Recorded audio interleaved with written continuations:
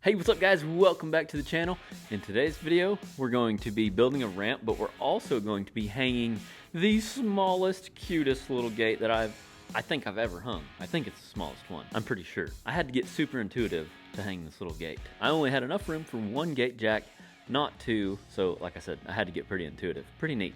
But I'm also going to share a couple of things about how I went about building this ramp. If you're new around here, thanks for being here. My name's Austin Ross. I've been a welder for about 15 years.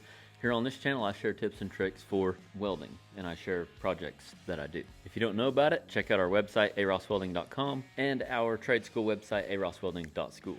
The reason we're building the ramps is for our two corgis, mostly the older one. We have an older corgi. She's a female. Her name's Paisley. She is right around 14 years old, I believe. Then we've got a young corgi. He's a male. He's a turd. Gingham Ross, get over here. Come here. Heel. Heel. Come here. Heel. Come on. Good boy. Heel. Good boy. Good boy. But they're both super cute. But Paisley is, like I said, getting older and having trouble from time to time. Inside. She's getting deaf too. Inside. Sissy, let's go inside. We've been meaning to build these ramps for a while. Now we're doing it. We've got some 1.5 by 2 inch, I believe, by like 14 gauge rec tubing. And yes, I am MIG welding it, not stick welding. For those of you who may not watch very often, you may think that I literally just stick weld everything. That's not the case. I MIG weld also. So I'm gonna build the base, the main situation here, out of metal, and then I'm gonna put a piece of plywood, but I'm gonna flush mount it. Flush with the runners themselves versus putting the plywood right on top. That way you can still see the metal runners. All right, so here's the CAD drawing, if you will, AROS CAD, concrete aided design. Right here, we've got a 90, we've got a 10-inch rise. I haven't done just a whole bunch of this rise and run mess, but, and I always just usually do stuff the hard way, but I learned an easy way to do any situations like this where you've got a rise and a run and you need a slope. I learned this at the first welding job I had right out of high school, is to just draw it on the concrete. So I went to our porch and measured the height of the step that I wanted, and it was 10 inches. So I come over here 10 inches, made a 90 degree with my 2-foot square, and then I knew that I wanted to come out 6 foot. So from here to here is 6 foot, and so you can barely see that red line, but that's our slope. So once I connected all the dots, I was literally able to just start pulling some measurements. So I took a piece of 1.5 by 2 rec tubing that I had laying around, and I laid it right here. So pretty much just take this piece and set it right in there, and then that's how I was able to figure out where to cut this so it would lay flat on the concrete, like so. Since this is 14 gauge, it's real thin, I just took a zip disc and I cut that, and I used that same cut for both of these pieces. So these two were connected. Anytime I'm building something like this, I use one miter cut as 2 pieces if my piece is long enough to do that. And then I just randomly picked where I wanted to put a support, and then one roughly halfway in between, and then a piece in between there. Very simple, very basic. Didn't put a whole lot of thought into it as far as all this. I'm not an engineer, just an experienced piddler. And if you'll notice, this is another thing I learned from that guy that I worked with at that first job right out of welding school. We were building rafters one time out of some similar thickness of material, and he shared with me that it's plenty good enough and or potentially stronger integrity wise to just weld the seam, so like along this rolled edge versus along the face. You know, welding across this way can potentially weaken stuff like this. So just welding right there, right there. You see I didn't make a weld there. I didn't weld on the inside either.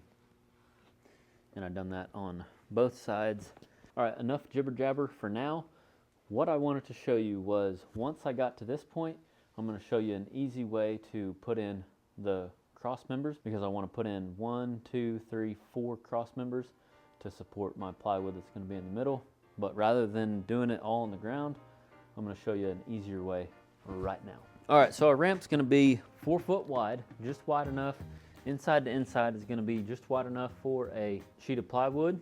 One thing we could do if we didn't have jack stands is we could leave it just like it is and lay out where we're gonna put our cross members and do everything right here on the ground, working on our knees. Or we could put them up in jack stands to make it easier to work with. So we can do one or two things. We can either leave them like this and just bring this jack stand up to where these are level and then put our pieces in, or we can roll these over, essentially work on it upside down. But the basic idea is to be working with something that we can level with the world. That way, whenever we go to put in our cross members, there's less room for error and it just doesn't confuse us that much. I don't know about you, but with me, anytime I'm working with a slope situation, sometimes whenever you're building stuff, it can complicate things in this little pea brain of mine. So just by leveling, being able to get something where you can level it and build it helps with comprehension with me. So I hope it's helpful for you. So one thing we're gonna do, like I mentioned at the beginning of this video, is we're gonna make the plywood flush with the top of this tubing right here. Pretend this is the plywood. Instead of it being on top and coming all the way out to the edge, I want it to be pretty well flush. Depending on what it is, it may stick up or down just a little, because if it's something odd like I think it is, like 5/8, I may or may not, depends on what spacers I have, but whenever I go to tack this up, upside down, we're gonna get everything level, and I'm gonna clamp a piece of plate up underneath this tubing, put my spacers right here. That's what I'll do. I'll cut some short pieces of the plywood, put right here on my plate on each side, do the same thing on both sides, set my runner in, and then tack it off and do the same thing on the other 2 or 3 runners, depending on how many we put in. All right, so let's go ahead and level this bad boy up.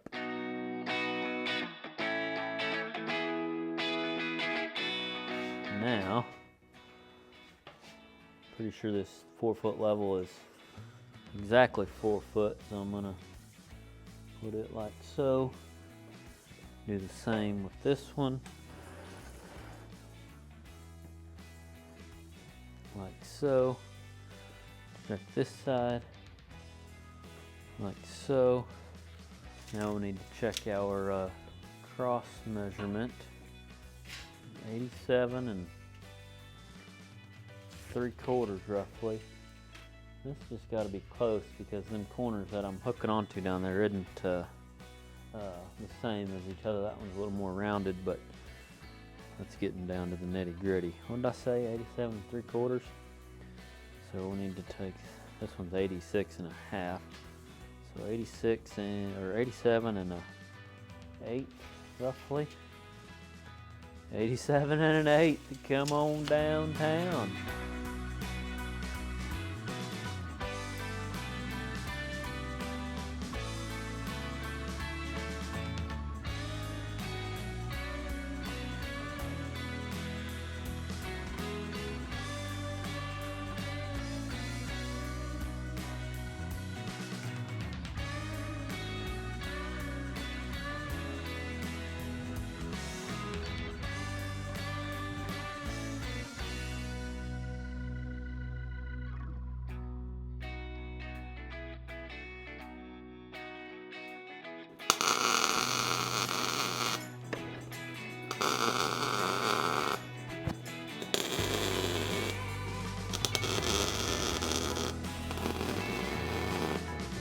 Now on to the next one.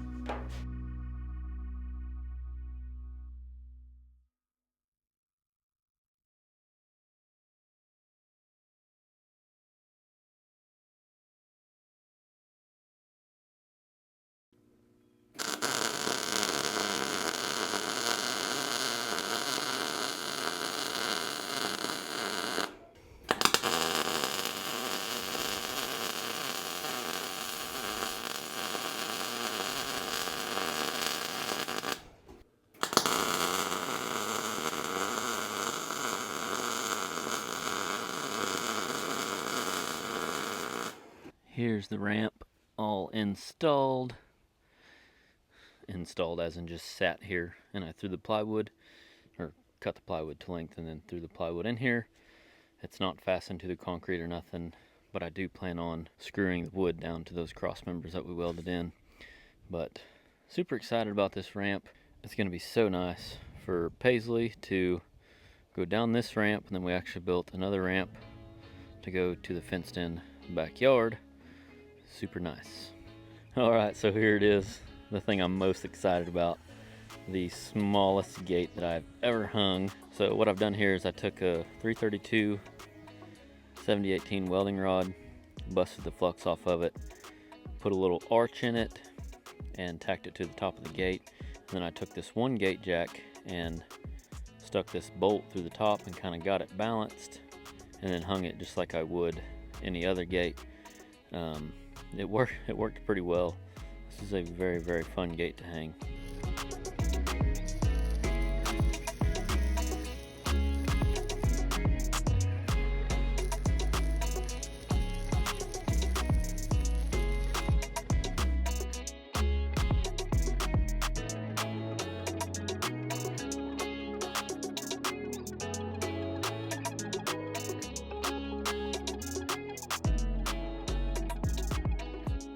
And I use these hinges that I've seen and I've had for a while. I've never used them, but I've seen them at the steel supply that I go to at one of my local steel suppliers. I'm sure you can probably find these hinges online, but I cannot guarantee that. But just a basic situation. For those of you that may not follow along, this gate was inspired by the privacy fence job that we did. I had some leftover what I call track system. The bottom track on this gate is slotted. You can kind of see the little pieces, but anyway, the whole idea is for water to be able to drain out. We will link a video in the description so you can see the privacy fence job, and I explain more in detail in that video about the track system that is used on this little gate. Cool little project. Smallest gate I've ever hung. We put another one right here at the other entrance to our porch, if you will, and I used a different style of hinges, mason bolts, mounted it to the house, and then just welded my hinges on those pieces that I mounted to the house. That's 3/8 plate, 1 inch wide by 3/8 thick. Little teardrop hinges is what I like to call them, that I also used on that privacy fence job. As far as our latch system, very basic. 2 pieces of pipe, 1/2 inch rod into a fence clip. So this is the door we come out of. To our left is the steps. Straight ahead is our ramp, because it has this little pedestal step thing. We had to step down right here, so now we've got a ramp to go down. Straight ahead is another gate out to the shop there. And to our right is our new ramp, fenced in back area. Beforehand, corgis would come out here, see a cat, take off running towards my shop out of the fenced in back area. So now peace of mind is they're blocked off there, they're blocked off there.